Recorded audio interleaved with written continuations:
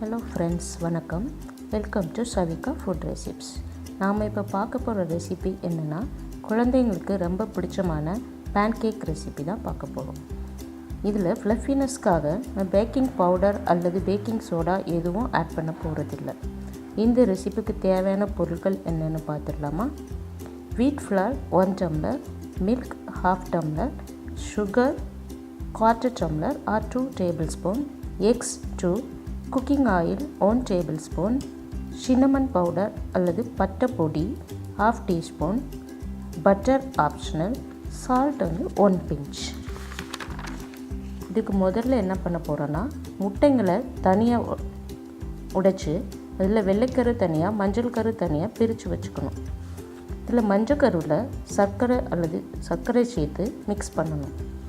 அதில் பாலை சேர்த்து கொஞ்சம் கலந்துட்டு அதுக்கப்புறம் சமையல் எண்ணெயும் பட்டை பொடியும் உப்பும் சேர்த்து கலக்கணும்.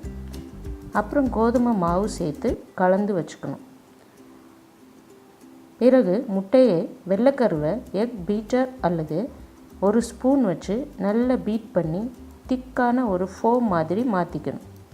ஸ்பூன் கிட்ட எடுக்கிற அளவுக்கு அது இருக்கணும்.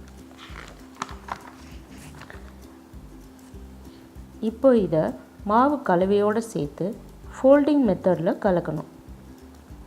ரொம்ப ஃபோர்ஸாக மிக்ஸ் பண்ணால் இது பேன் கேக் ரொம்ப ஹார்டாகி போயிடும்.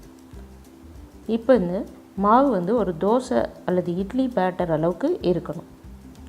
இந்த மாவை தோசை டவாவில் பட்டர் அல்லது ஆயில் தடவிட்டு அதில் ஒரு கரண்டி எடுத்து ஊற்றிட்டு அதை அப்படியே விட்டுடணும். அதை தடவி ஸ்ப்ரெட் பண்ணக்கூடாது. இது ஃபுல்லாக பபிள்ஸ் ஃபார்ம் ஆகும். ஃபுல்லாக பபிள்ஸ் ஃபார்ம் ஆனதுக்கப்புறம் இதை திருப்பி விட்டு கொஞ்சம் பட்டர் வேணும்னா ஆப்ஷனல் தான், இது திருப்பி விட்டு பட்டர் ஆட் பண்ணிக்கோங்க. அப்புறம் கோல்டன் ப்ரௌன் கடல் வந்தோடனே எடுத்துடலாம். அவ்வளோதான், பேன்கேக் ரெடி.